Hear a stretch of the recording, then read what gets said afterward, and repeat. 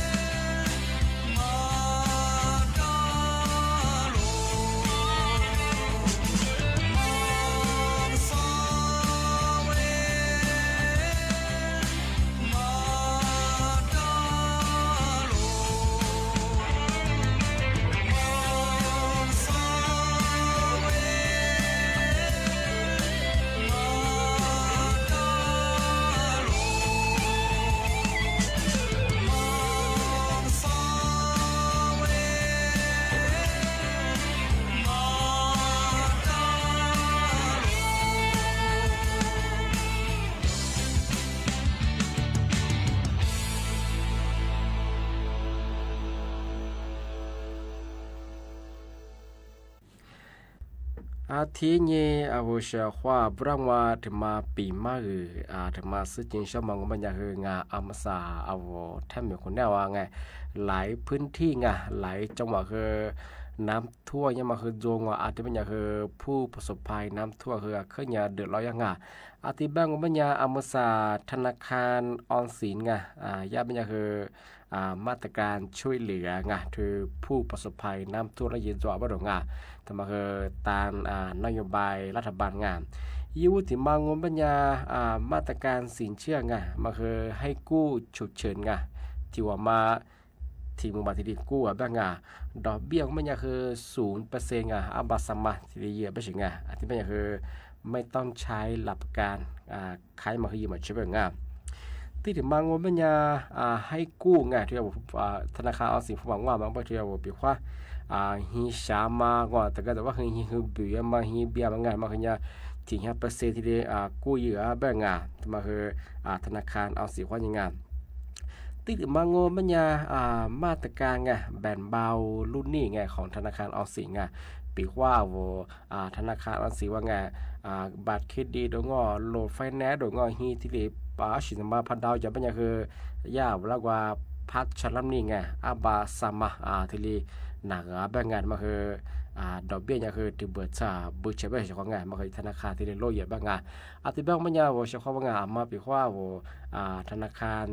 ออมสินว่าสนใจช่องมันยังไงเอาว่าสาขาที่ยังไงติดต่อสอบถามเพิ่มเติมที่ลีอยู่ช่อง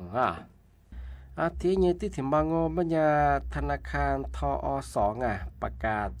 7มาตรการช่วยเหลือผู้ประสบภัยน้ำท่วมปี2567ยูถึงมางปัญญาค่างวดลดลง 50% ทีเดียวอย่างบ่ดงปีว่านึกก็ลาบัดเถียวมางทิตูบุญจะบ่เฮหัวยัดซาบุเชชติถึงมางปัญญาอัตราดอกเบี้ยเงินกู้เหลือ 2% มาคือต่อปีระยะเวลาอบาโฉมมาสติเลยอย่างแบบงานมาคือลูกค้าปัจจุบันนีมาถึงมางมันดอกเบี้ยคนที่2.00% มาคือต่อปีแต่มาคือลูกค้าปัจจุบันลูกค้ากู้ใหม่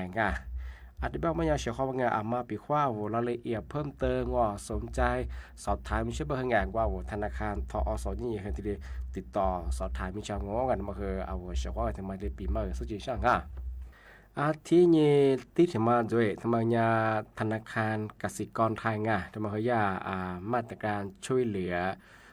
ลูกค้าที่ได้รับผลกระทบที่เราน้ำท่วมยังทีนี้ตัวสุดแล้วคือทีนี้ยืนจ่อบางที่ธนาคารกสิกรไทยปีว่าธนาคารกสิกรไทยอยู่บางมาคือนั้นหนายังปีว่ามาสนใจใช่ไหมที่นี่ติดต่อสอบถามเพิ่มเติมน้องยี่ว่าถึงบางงปัญญาวงเงินสินเชื่อเดิมภาพชำระนี้มันคือบาโฉมมาสติเลนาบรที่มีสินเชื่อเพื่อซ่อมแซมบ้านมันก็เชื่อว่าล้านด้วยสิปีความน้ำท่วมมาคือเบี้ยบ้างแต่ว่ากู้นี้ฉบับคือระยะเวลากู้ยังมาคือสูงงอกโคทิลีบ้างดอกเบี้ยมันคือติดโคมา3.5 ต่อปีมาคือใน2 ปีแรกของงานที่ถึงบางงปัญญาสินเชื่อบ้านกสิกรไทยปีขว้ากสิกรว่ามาเฮดาวรามาพอได้บ่คืออยากว่าพระชำระเงินต้องสูงคืออาบัตชมมาสิริหนักไปถึงที่ถึงบางงปัญญาสินเชื่อที่เอากู้งี้เอาฮีเบียมาชามาซ่องใส่บ้างมาคือดอกเบี้ยคือ0%อาบาสามารถสติลียืดบ้างที่นี่คือฟรีที่ประเมินราคาหลักประกันยังมาคือฟรีเยอะไปถึงที่ถึงบางงปัญญาปีขว้าที่บัตรเครดิตสินเชื่อเงินด่วนมาพักกู้ได้มาพัดดาวว่าคือมาคือยาพัดชำระเงินต้นสูงสุดมาคืออาบาโฉมมาสติลีหนักบ้างที่บ้านก็ไม่อยากเชื่อของปีขว้ามาสนใจเชื่ออย่างว่าธนาคารกสิกรไทยใจเว้ก็คือผู้ประสบภัยน้ำท่วมไปคือยินดีติดต่อสอบถามหน้างานที่ถึงบางก็ไม่อยากสินเชื่อเช่าซื้อรถยนต์มาคืออย่าปรับลดผ่อนชำระมาคือหัวซื้อเปอร์เซ็นต์ที่ดีบ้างระยะเวลาอาบัตถูกบางปีคอนวัวอาบัตมาโล ทีมือส่วนจะว่าคือเนี่ยอันมาหัวตัวที่อันบาชมาซื้อเยียไปเฉียงไงที่มาคือ50%งานที่เป็นอย่างปีข้าวชอบไงมาสนใจใช่ว่าว่าคือผู้ประสบภัยน้ำท่วมงานจอที่ให้จังว่าจับได้เป็นไงว่าคือยิ่งติดต่อสอบถามที่ธนาคารกสิกรไทยที่ดีอยู่ช่องงานที่มาคือชอบมาที่ปีใหม่สิ่งที่จะงานที่ยิ่งที่ถึงมาโง่เป็นอย่างที่มาคือไม่ได้คือว่าคือตัวความปีใหม่ว่าเชื่อข้อว่าง่าเมื่อสาโครงการสิทธิบัตรทองไง30 บาทไงรักษาทั่วโลกไงที่นี่คือที่สุดชาตั้งมาคือไงว่ารายการตัวของงานทุกอย่างบัตรทองนี้ฟรีชามังไงทั้งบางก็มันยังคือที่โคมาซาขวาที่ชาหน้าหลวงของงานที่เป็นอย่างคือยาที่โคมาซาขวาชามายี่รายการว่าเรื่องตัวสุดแต่ผู้ชามังไงว่ารายการมาอลิชิจอมาคือทำมาปีบ้างว่าเฉพาะงานปีหัวเจ้าว่าเฉพาะว่าที่ว่ารายการมาปัจจุบันคือไงว่าบัตรทองจอเป็นอย่างคือไงโนกว่าคุยยังไงคุยยังแบบที่ว่าว่าคลินิกหรือว่าจะกุบัติเทียจะว่าไงยาคลินิกทำมาที่บาท30 บาทรักษาทุกโรคยังไงโครงการมาอยู่แล้วมันยังคือยิ่งยี่ชาติเก่าของไงมาคือเอาใช้10 บาทเขาย่อไงบัตรทอง30 บาทงามยูที่มังโง่เป็นยาที่เอาขุดหินปูงเอาซื้อว่าถ้าหินปูมาคือพามีก็คือยิ่งกว่าด้วยมังยิบถือเบอร์บัตรเชงเอาใช้30 บาทมาอยู่ชงนี่มาถึงมังโง่เป็นยังไงรายการที่2มันคืออุดฟางชงปีข้าวจะซื้อไปดีจ่าไปอีกคู่ตัวมังโง่แบบเอาอีกคู่เชียวมังโง่อุดฟางมาคือมาคือยาผู้ว่าเบอร์บัตรเชงเอาใช้บัตรทอง30 บาทมาข้อยิงชาชงสร้างมาถึงมังโง่เป็นยารายการที่3มันคือเอาซื้อเจียวมาปีว่าโอ้จะซื้อหนาจะซื้อจีนใช่จะซื้อไปดีจ่าหลงฟ้าผูกเยอะหลงเอาซื้อพอจีนใช่ป่ะคือไงมาคือจีนน้าโง่ไงผู้ว่าเบอร์บัตรเชงเปิดเจียงนู่นปีว่าบัตรทองพอมันจุงก็เป็นยังนู่นก็ไอ้สมมติจีนคือชัวร์ไงปีว่าคลินิกเอกชนก็ไม่ยาจะซื้อติดที่จะมาง่อนี่ตัวข้อนี้สัตว์สุดเป๊ะชงไงว่าฟังคูดมาไงจะซื้อคนนั้นมาเจียมาติดก็ตัวว่าจะว่าคือพอจีนเข้าไปกว่าขืนนี่เจียมาคือฝืนกล้วยชงไงที่เป็นอย่างที่มาสาเอาโครงการว่าบัตรทอง30 บาทไงทันฟังฟรีมาข้อนี้เกี่ยวกับคือเบอร์บัตรเชื้อไงชงง่าจะซื้อเจอคือพวกมันเชื่อไงยืดจีจองรีมาถึงมางอมันยาเครือไงหลุดรอบฟาร์มไม่ใช่ไงว่า我จะซื้อจะซื้อหรือห้ามไปเหอะอะไรห้าด่าเหอะไงยี่เจมไปเหอะสูในลักว่าเครือยี่ยังไงเธอที่ยินหน้าไม่ใช่ไงปีว่าจะซื้อมาเหอะจีมาซื้อไปเหอะจะซื้อริบหาตัวเหงอยี่คือมีเหอะยาสู้ชาไปไงแต่มาถึงมางว่ามาถึงมางอมันยาเครือไงว่าจะสว่างปีขวาโนจะสมาอีปัญหาเรื่องตัวคืองจู้ที่เลยเครือเยอะไปสิงจู้ที่ชาบ้างที่บ้านปีขวาโนจะซื้ออีปัญหาเรื่องตัวคืองโนคลินิกเดียโครงการ30 บาทรักษาทั่วโลกทำไมดูแล้วมันยังในสิ่งนั้นมาดูแล้วบางคนก็มายิ่งที่ชาชงมาชงวิบัติมาแต่ยังคืออยู่นอกทำไมคือชอบทำไมเลยปีมังไม่สุดแพ้แต่ก็ตัวชุ่มหมูมาซื้อชุ่มก็หมกฝนจะซื้อแล้วซื้อไปดีจะซื้อน้ำมาด้วยชงที่ยังสัญญาฟังผู้ย่ำมังหรือว่าลูกอมที่จะเบียจะซื้อซื้อไปดีจะมาคือเลี้ยงที่เป็นยังปีว่าซื้อน้ำหรือขู่หิปุ้งเช่ซื้อไปไปดีจะไปจีนเช่ซื้อไปดีจะไปคือคือชิจุ้งเอาสักพอตั้มนาวนี่สุดจะคืออาจจะเขาเรียกทนนาวที่เป็นเขาซื้อจีจะคือบัตรทองว่านี่อยู่นาวยิ่งฝึกบ่มาเชื่อมาครับรัฐบาลยาที่ดีจวงถึงมาเคยถึงมาปีมาชับที่เป็นยังเมื่อสักคือมากกว่าตัวขวานานๆชาวงานทำมากกว่านานๆก็ยังคือบ่ขวาตัวขวาช่วยตัวขวา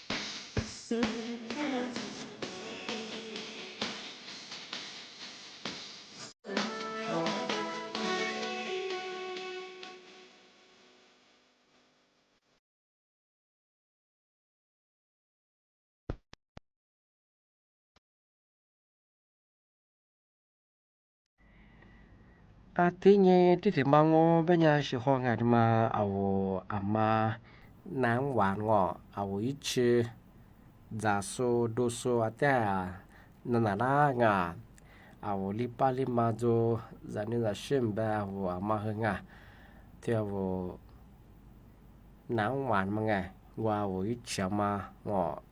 đô sa le giả sa le màจะคือมีความเสี่ยงเป็นอัมพฤกษ์กันแล้วไปสิงาอาทิบัญญาอโวที่เชื่อมางอที่เกิดหัดจาที่เกิดหัดโดบังาจาสเลียโดเสลียงบัญญาอัมพฤกษ์ที่เลกลีนาไปสิงาอัมพฤกษ์พักเลียวมันยังคือชาวงาที่ก็ตัวก็คืออโวโกดูที่ผมก็คืองออาที่ผมข้อสัตย์กิเลมาคือหน้าชาวงาอโวจิแพมาอโวแลแพดงอจิมนาอันลิยิมนางอว่าเสียงชื่องาที่บุตรสกิเลสิงาทำมาปีความหัวอาทิตย์แบบนี้น้ำหวานไงเชื่อมาเปียมแบบนี้ไงที่เชื่อมาจัดสรุปเนี่ยคือมาฆ่าเฉยๆไงมันคือมีความเสี่ยงเป็นโรคอัมพฤกษ์ที่เลยคือแบบไงไม่ยากมา กรมอนามัยเจสาธารณสุขที่เด่นในในฝรั่งมาคืออาเตียจะมอชของงาที่ถึงบางโง่ไม่ยังเฉพาะงานมาคืออัมซางาเอารัฐบาลไงย่าสนัดนายกรัฐมนตรีไงแบบบางไม่ยังคืออัมซาเทียวค่าแรงข้ามต่างวับฟืมองไม่ยังคืออัมซาโซเดียมองไม่ยังไงมาคือทีนี้มาลีเฮียบะที่เดียเฉพาะงานข้ามต่างเฉพาะงานแต่มาคือย่าอะไรเทียไม่ยังคือวันที่1 ตุลา45ทีนี้กัมพูชามังไงยี่โคนี่ตัวหัวเฮียโชดชิโคอาทิตย์ปัญญาเอาวับฝึงงปัญญาไงข้างแรกข้างต่างงปัญญาคืออะไรอย่างบางอย่างเอาวับฝึงอย่างที่นี่มาคือลีเฮียบะที่เลยเดียวไงที่เลยปากคือโยชของงานมาคือมีผมมาคับใช้ไงวันที่1 ตุลา45ที่กัมพูชามาโยงอาทิตย์ปัญญากระทรวงแรงงานเธอเอามีรุ่นจำกัดตัวพวกงานที่แรงงานที่ใช้ทักกว่าชิซูงอยาคือที่เลยประกาศแจ้งเตือนเอามาสับคือขั้นแรงเนี่ยคือลีเฮียบะที่เลยเดียวบ้างลีเฮียบะเนี่ยคือมันยี่ในจีเบชของงานแต่มาคือว่าเฉพาะคือมาที่เลยปีมากที่เลยเสื้อจีนใช้ของงานอะไรมาปีว่าว่าเหมือนเรียกว่าเยอะคือไม่ใช่คือไง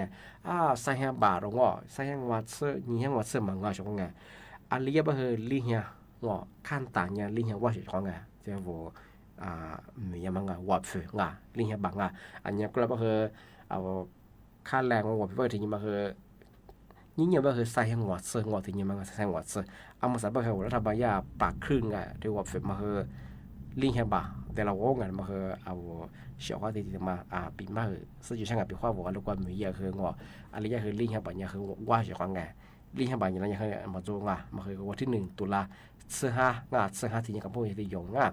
อาทิตย์บางมันยังไงนี่เนี่ยคือเอาเฉพาะงานปีมามาคือทีละจงอาทิตย์บางอย่างคือจ้าที่หมดว่า你莫夸你沙漠就花莫来花是红你呢รายการลิซุงปากกากงไม่ยาทาที่หมายสถานีวิทยุกระจายเสียงแห่งประเทศไทยจังหวัดเชียงใหม่อาทิตย์ทาวฟิบัวคือไลฟ์สุยามงยี่เพจของคือสวทเชียงใหม่ AM 1476กิโลเฮิรตซ์ที่ไลฟ์อย่างเอาเฉพาะปีว่าถ้าไลฟ์เขาพอตัวย่อไม่ยังสุดๆแพ้นี่แต่ยังมาอักโกะจีได้คือนี่เกิดยาละคือรายการลิซุงที่ดีวันนั้นจะเฉพาะปีว่าเลยสิยินดูยิซึงสิเลี้ยงตัวที่ดีปีมากที่ดีประชาสัมพันธ์ที่ดีอาจจะเป็นคือถ้าวิทยุทนาโซไลฟ์โซที่สุดก็คือผมบอกเฉพาะดังนั่นแหละคือจะชื่อจะมาพูดเฉพาะกับเนี่ยว่าจริงที่นี่ก็ที่เนี่ยว่าคือด้วยคือเฉพาะจะคือวันจะวันตัวเจ๊ที่เนี่ยคือมาสมมติตัวคือแล้วก็เยอะมาสับคือมาหันลิซไปเราคือหลุดเชื่อคือแล้วก็แล้วก็มาตัวเชื่อกันที่เนี่ยจุกชื่อเฉพาะมาหันลิคือหลุดเชื่อคือจะกูจุดเนี่ยหลุดเชื่อคือตัดเนี่ยชื่อเฉพาะก็สมมติเฉพาะดังข้อสวัสดีครับ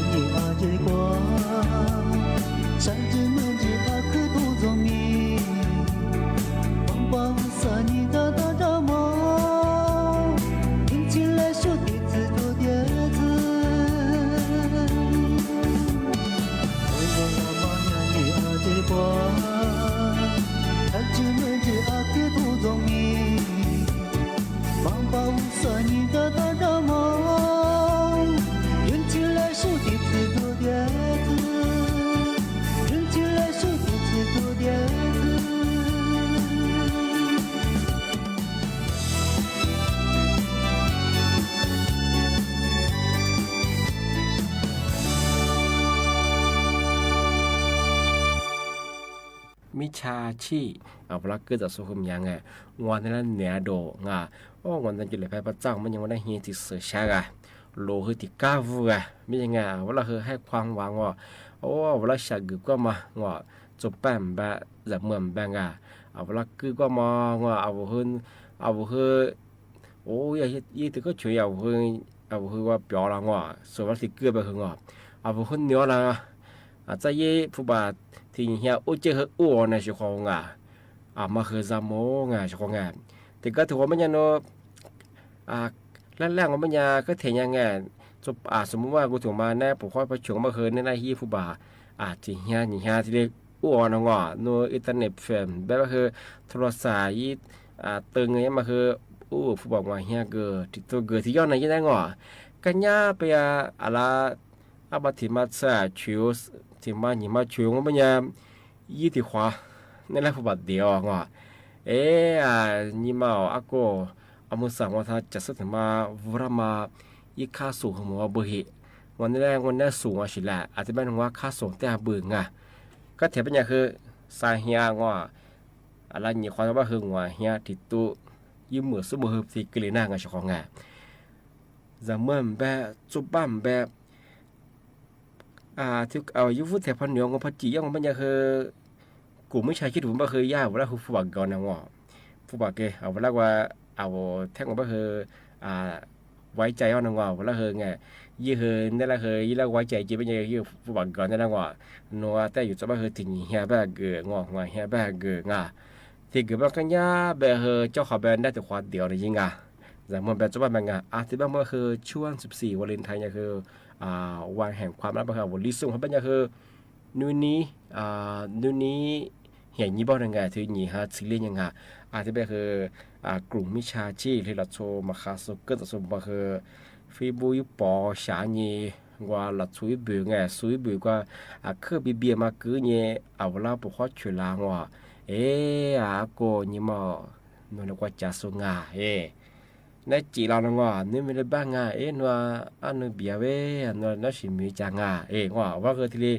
อีข้อมูลสอบไทยมาจอยเฉพาะที่เป็นอย่างคือช่วง14วันเลนไทน์เป็นอย่างคือกลุ่มที่ใช้ชื่อว่าคือที่รีเบนเนี่ยเวลาเกิดจากอะไรคือมี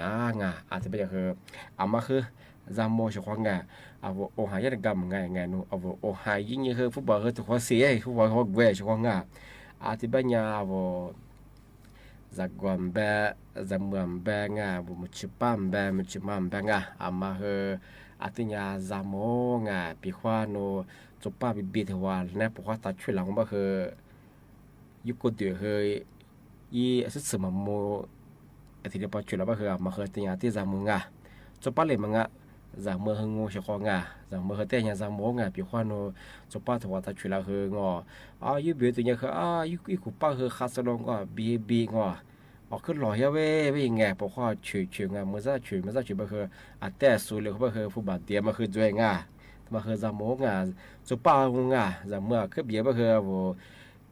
พาซึ่งช่วงมาคือวิดีโอคอลยังชิคงเฟซบุ๊กเขาถูกอีป้ออีกล้องปุ๋ยอีกล้องปุ๋ยว่าพิมพ์ยังมวยยังกลุ่มวิชาชีพของมันยังหลักสูตรเขาส่วนใหญ่กล้องวิดีโอยังเปิดชิคง也和最喜欢这边也比话我嘛拍摄上面也和也比如嘛这我一个的是呢需要话嘛需要话嘛和我video call 本呢一到不好注意一拍เปิดป้องมันเนี่ยมันเนี่ยไม่ใช่ชิบมันง่ายใช่ไหมแต่ก็ถือว่าเขาเนาะเปิดก็แบบก็คือยี่เปิดคือแบบได้ใช่ไหมเมื่อเราช่วยเนี่ยผมคือยี่นี่ใส่ก็เรียนรู้อยู่ว่าหลักส่วนใหญ่คือที่สื่อคือจ้างอาจจะไปยาสำนักงานตำรวจแห่งชาติคือประกาศแจ้งเตือนวันที่14วาเลนไทน์ว่าช่วงเธอหนีคนนี้คือนิวนี้เห็นยิงอาจจะเป็นอย่างคือ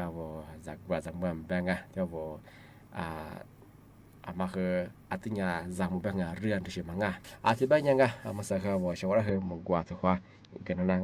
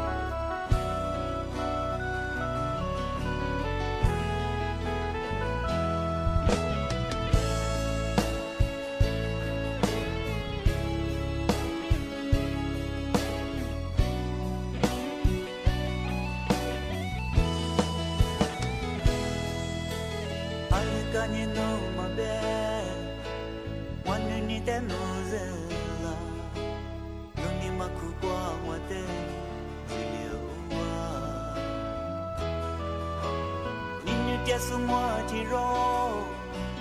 Ramami do mami Ale besu no te fuke balase Nina lo besu ni sho Wanu ni te no se lo Romi ni te mo chichi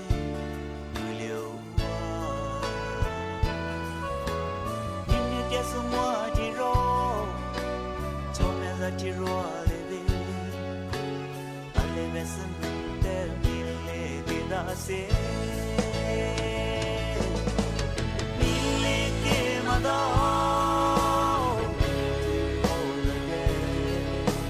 Mile ke mada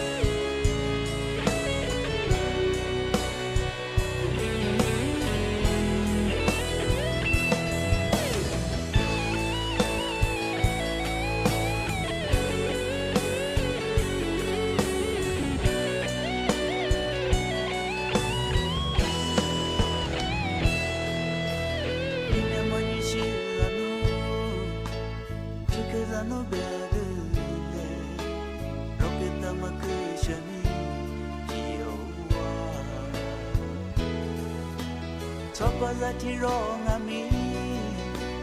Yani jetse lalo Ane besunu te ile keda se Ile ke mada Tiro lale Ile ke mada Tiro lale Ile ke mada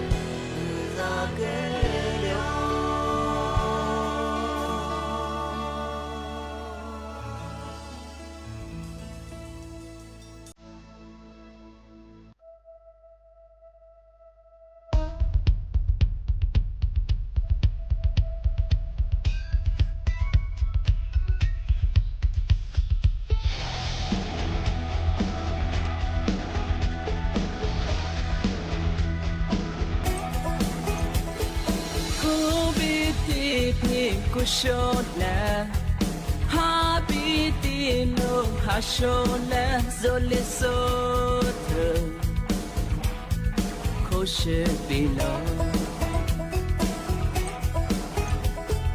koshbila hanyewa 否则是则可以呢，否则的爱，可是的喽。阿婆听你那话表情，要夸自卑阿爸莫听话，那片那米马做那，不再选择点么样烦吗？ zo li pingo ha pho nyi nyi pilata 子爸妈来自这个雪花上我日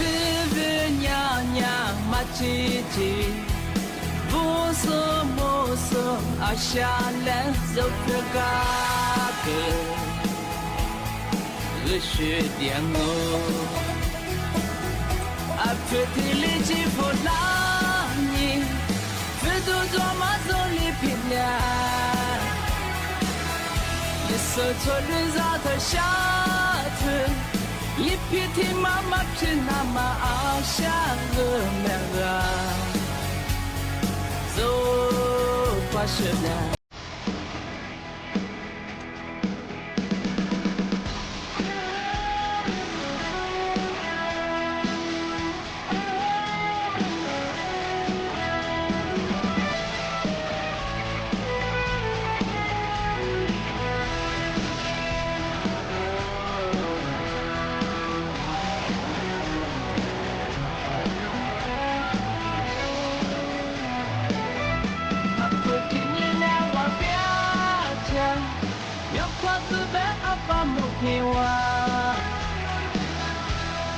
那片那里马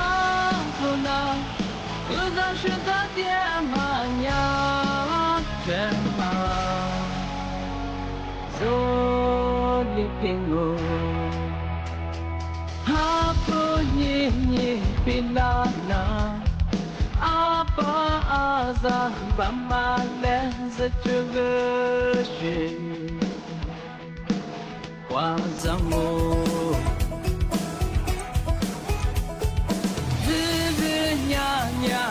吉吉，不是不是，阿下来走这个热血点我，阿特提里吉弗拉尼，非都做马走里平凉，你手头人咋头下头。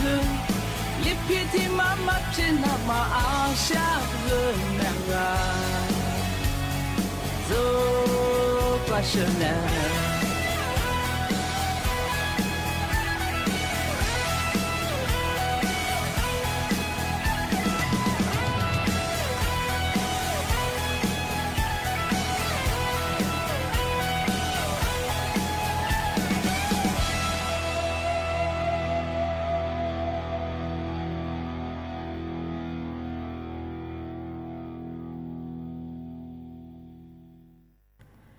ที่นี่ไงว่าเชื่อข้อว่าแต่มาปีใหม่ถึงมาสักจุดใช่ไงอามาซา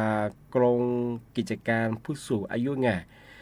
ย่าคือประกาศแจ้งเตือนยูฟลาแบงอามาซาเธอกลุ่มมิชาชีไงย่าเธออ้างงอนหนุญากรงกิจการผู้สูงอายุงอเธอผู้สูงอายุแล้วกว่าชิสูดูแลยูสูแบงเยทีนี้แบกเกอร์เนี่ยเวลาคือทีนี้ทัวฟลายุข้อมูลความเดลางว่ามาสานวนมีขุดจ่อกูเลยทีนี้เดียงแต่ก็ถือว่าคือผู้บ่าวโอ้จะมานมาสาผู้สูงอายุบางคนนี้ขุดสดซื้อชิขุดบางคือผู้บ่าวที่ผู้บ่าวงอแห่ว่าพับเบื่อไม่จ้อนนมาตัวเชียคุยใหญ่ยมมาคือค่าดูแลรักษาคือบ่มาชิบะเห็นงานผิวข้อโนยเหมือนสู้พักก็คือบ่มาชิบะงานภาษาวันโนยมีสิทธิ์ที่จะบ่เหือบแล้วคือที่โฆษณาย่ำมางอนอกจากใบที่ฉีดเราก็เลยจะบ่ที่ข้ามาที่แบเชียวล่างอาทิตย์ปัญญาบ่เฉพาะงานมาคืออาทิตย์งานสามโมงงานที่ก็ตัวบ่เห็นนั่นนะปัจจุบันมามันก็คือปัจจุบันที่ตัวบ่คือจ้องผิวข้อโนคุยยาพอจะบ่คือโนสิทธิ์เบื่อย่ำมาคืองานมีอันจ่อบ่ใช่งานนู่นที่ตัวบุบล่างบ่เคยเปียวข้อโนเขาอยากจะนัดสืบ